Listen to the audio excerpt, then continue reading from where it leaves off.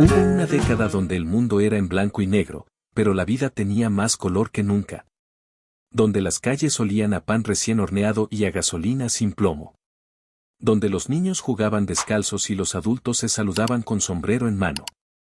Los años 50 fueron el último suspiro de una época más lenta, más cortés, más humana. Antes de que llegara la televisión a cada hogar, antes de que todo se volviera desechable, antes de que olvidáramos cómo se vive sin prisa. Hoy vamos a recordar 10 cosas que se fueron con esa década y que jamás volverán. Cosas que solo existen ahora en la memoria de quienes tuvieron la suerte de vivirlas. Porque aunque el tiempo avanza, hay cosas que merecen ser recordadas para siempre. Número 10. El lechero que pasaba cada mañana. El sonido de las botellas de vidrio chocando entre sí. Ese era el despertador de los años 50. El lechero llegaba antes del amanecer en su bicicleta cargada con canastas llenas de botellas o en su carreta jalada por un caballo cansado que conocía la ruta de memoria. Dejaba la leche fresca en la puerta, todavía tibia, con una capa de crema espesa flotando en la superficie. Las amas de casa salían en bata, descalzas, a recoger las botellas antes de que el sol las calentara. No había supermercados abiertos las 24 horas, no había refrigeración avanzada. La leche se compraba a diario, se hervía en la estufa, se consumía fresca. El lechero conocía a cada familia. Sabía quién necesitaba 2 botellas, quién solo una. A veces dejaba queso fresco, crema, mantequilla envuelta en hojas de plátano. Era un oficio de confianza. Se pagaba al final de la semana, a veces con dinero, a veces con un pedazo de pan dulce o un café caliente en las mañanas frías. Número 9. Las cartas escritas a mano. El papel delgado, casi transparente. La tinta azul o negra. La letra cuidadosa, sin tachaduras. En los años 50 las cartas eran el único puente entre las distancias. No había teléfonos en cada casa, no había mensajes instantáneos. Solo papel, sobre, estampilla, y paciencia. Se escribía con tiempo, se pensaba cada palabra, se releía antes de cerrar el sobre, porque una carta no era solo información, era un pedazo del alma enviado a través de kilómetros. Los enamorados escribían durante meses antes de casarse. Las familias separadas por la migración esperaban semanas por noticias. Los soldados en servicio militar enviaban cartas manchadas de nostalgia y promesas de regreso. Y cuando llegaba el cartero, con su morral de lona cruzado al pecho, toda la casa se detenía. Los niños corrían a recibirlo. Las madres abrían los sobres con manos temblorosas. Cada carta se guardaba, se releía, se atesoraba, porque no había forma de recuperar lo que se perdía. ¿Recuerdas la última vez que escribiste una carta de verdad, sabiendo que tardaría días en llegar? Número 8. Los cines de barrio con funciones dobles. La marquesina iluminada, las letras grandes anunciando la película de la semana, la fila de gente esperando para entrar. En los 50 ir al cine no era solo ver una película, era un evento social. Las familias se arreglaban, se peinaban, se ponían su mejor ropa. Los novios iban en su primera cita sentándose en las últimas filas con el corazón acelerado. Las funciones eran dobles, 2 películas por el precio de una, más los cortos, los noticieros, los anuncios animados. La gente entraba a las 3 de la tarde y salía cuando ya había oscurecido. El acomodador, con su linterna en mano, guiaba a los espectadores hasta sus asientos.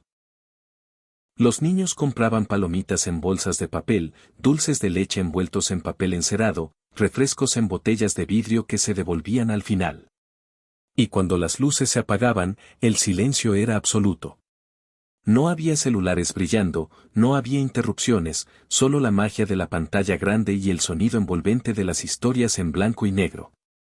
Pedro Infante, María Félix, Jorge Negrete, Libertad Lamarque.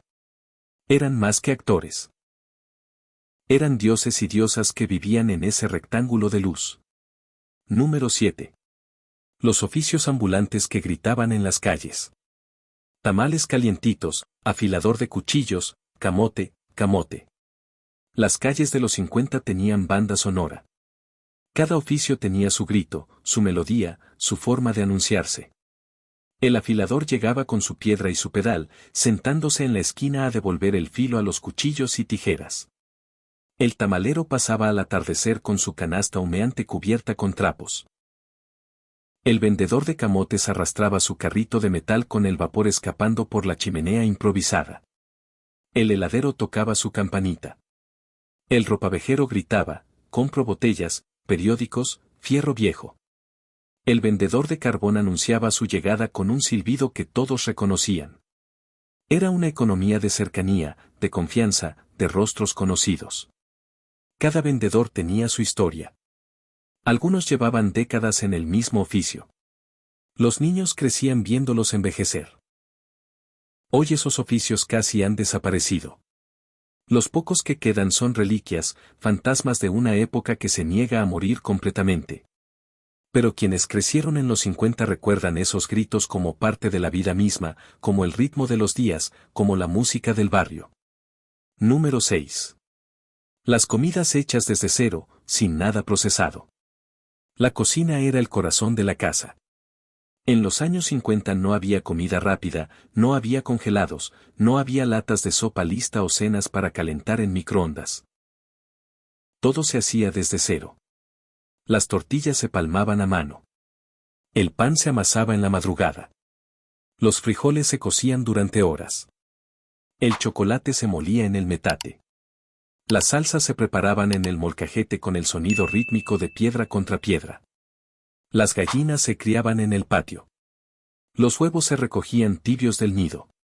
La carne se compraba fresca en el mercado, todavía con olor a matadero. No había prisa, cocinar era un acto de amor que tomaba tiempo.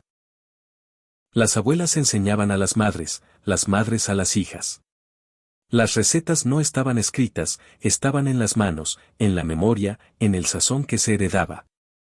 Y cuando la familia se sentaba a comer, todos sabían que ese plato había sido preparado con paciencia, con cuidado, con cariño. Número 5.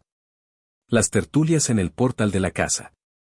Cuando caía la tarde, las sillas salían al portal. Los vecinos se sentaban afuera en mecedoras de mimbre o en bancos de madera. Conversaban mientras veían pasar la vida. Los niños jugaban en la calle, los perros se echaban a sus pies. El viento fresco del atardecer traía alivio después del calor del día. En los 50 las casas no tenían aire acondicionado. El portal era el lugar fresco, el lugar de encuentro, el lugar donde se compartían las noticias del día. Se hablaba de todo y de nada, del vecino que se casó, de la cosecha que venía mal, del hijo que estaba estudiando en la capital, de los precios que subían. Las tertulias duraban hasta que las luciérnagas aparecían, hasta que las madres llamaban a los niños para la cena, hasta que el cansancio del día pedía descanso. Era una forma de vivir que no tenía nombre. Era simplemente vivir. ¿Recuerdas el nombre de al menos 3 vecinos de tu cuadra actual? En los 50 conocías a todos. Número 4. Los bailes de pueblo con música en vivo.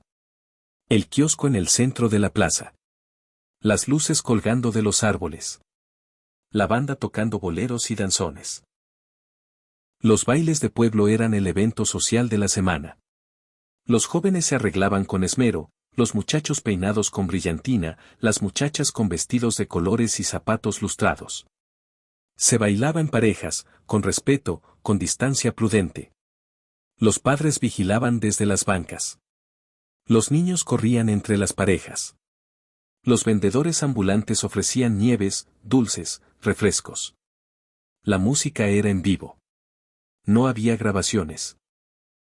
Los músicos tocaban hasta que les dolían los dedos, hasta que la madrugada los vencía. Cada baile era una oportunidad para conocer a alguien, para enamorarse, para ser visto, para sentirse parte de la comunidad.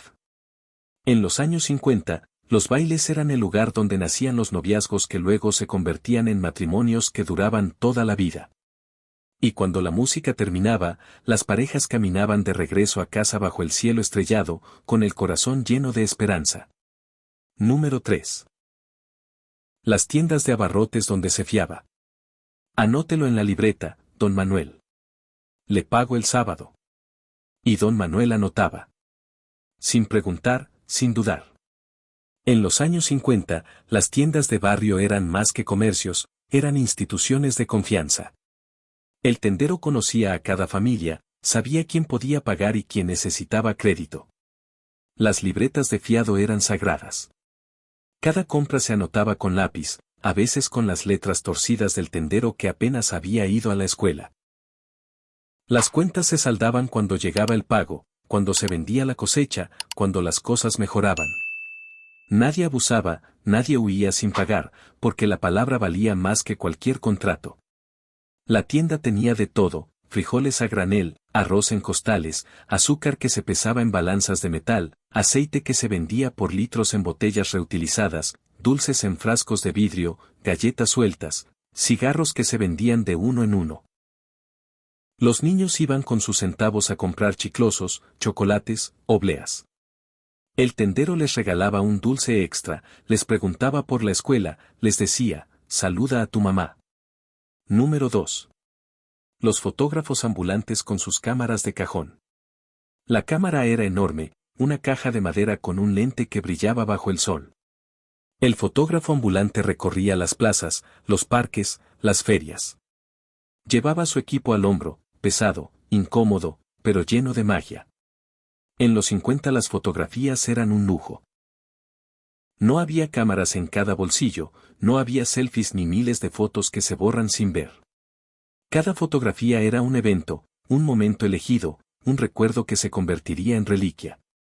Las familias posaban serias, los niños intentaban quedarse quietos, los novios se tomaban de la mano con timidez.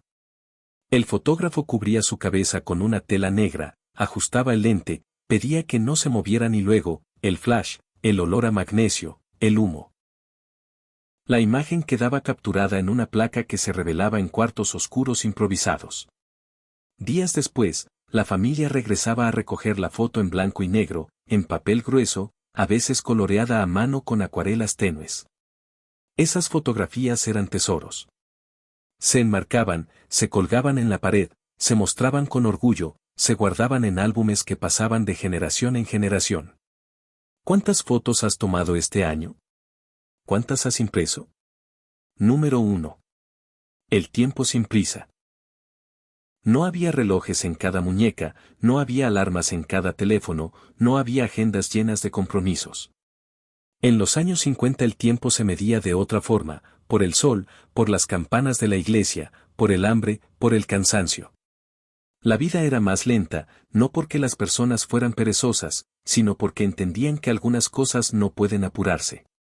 Las conversaciones no tenían límite de tiempo, las visitas duraban horas, los almuerzos se estiraban hasta la tarde. Los domingos eran para descansar de verdad, para no hacer nada productivo, para simplemente ser. Las cosas se hacían cuando se hacían. Las cosechas llegaban en su tiempo. Los niños crecían sin prisa. Los amores se desarrollaban lentamente, con cartas, con visitas supervisadas, con años de noviazgo antes del matrimonio. Y aunque la vida era dura, aunque había pobreza y falta de oportunidades, había algo que hoy parece imposible de recuperar, había tiempo para vivir. Los años 50 se llevaron muchas cosas, pero lo que más se extraña no son los objetos ni las costumbres, es el tiempo sin prisa, ese permiso para ir despacio, esa certeza de que la vida no es una carrera.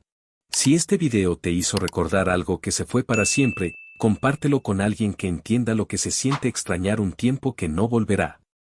Y cuéntanos en los comentarios qué es lo que más extrañas de aquellos años 50 que nunca conociste, pero que sientes que te pertenecen.